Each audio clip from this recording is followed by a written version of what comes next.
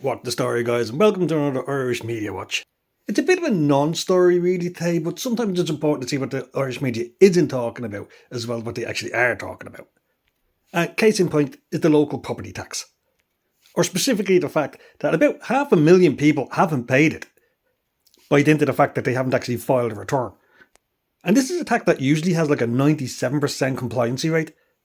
So to have 25% or like 1 in 4 people who own a house in the country not actually fill in the paperwork, it's kind of squirrely that it's not being covered. Or at least to the degree it should. I mean, if you're talking about on a demographic basis, this is the same number of people who would have voted for Connolly, and they won't shut up about that.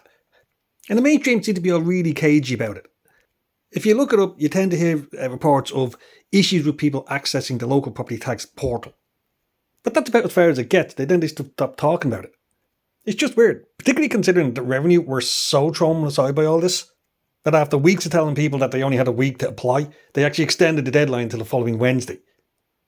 I think there's a bit of a cover-up going on here, because from what I've been hearing, there's been like 7,000 calls a day going into them from the general public. I think there was 100,000 pieces of correspondence. So that's people actually writing letters to the Revenue Commissioner saying, I want to pay this and I can't.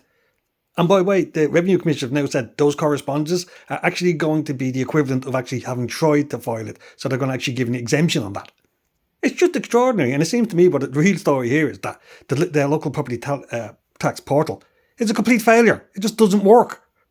I mean, like I said, if we got a media class worth their salt, they'd be out there wondering who got that contract, how long did it take them to develop that site, and does it actually work or not? But there's practically an omerta around it. But the commonmost refrain that you're going to hear is them saying that there's issues with accessing the site. So in an effort to actually shed some light on this, I'll give you some anecdotal evidence in relation to what happened to myself. I got a letter off the Revenue to say I have to register for the next 5 years for the property tax. It advised me the simplest way to do it would be online using the portal. And when I went to log in using my property ID and my PIN, it didn't recognise my property ID. It said it didn't exist. And indeed, when I used the map that was supposed to show where the house is in order to get the Revenue's estimated valuation to see what band I was going to be in, it zoomed exactly in where my house is, but it said it was in a totally different area.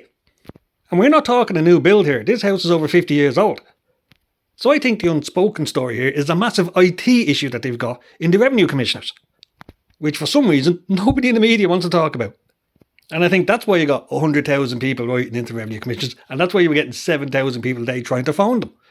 Now, for my situation, it worked out grand, because the letter I got with the property ID and the PIN number that was used also came with an actual form and an envelope that I could send off. So after I spent 10 times trying to get into the website, I just gave in, filled in the form and posted it off myself. So I'm covered.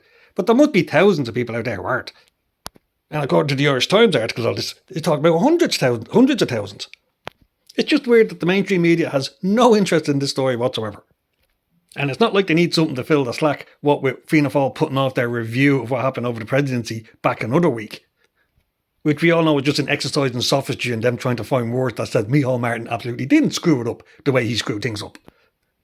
Like I said, it's just bizarre, especially considering up to the weeks leading up to the deadline, Revenue were repeatedly ramming down people's throat that if they didn't fill it in, they were going to be fined 3,000 quid for non-compliance. I'm pretty sure that's going to be dropped pretty fast now, as the whole thing is starting to look like an administrative clusterfuck. So like I said, just a small one. If you've got anecdotal evidence to what happened to your situation in terms if you tried to actually use the website, just put it down in the comments section and let us know how you got on.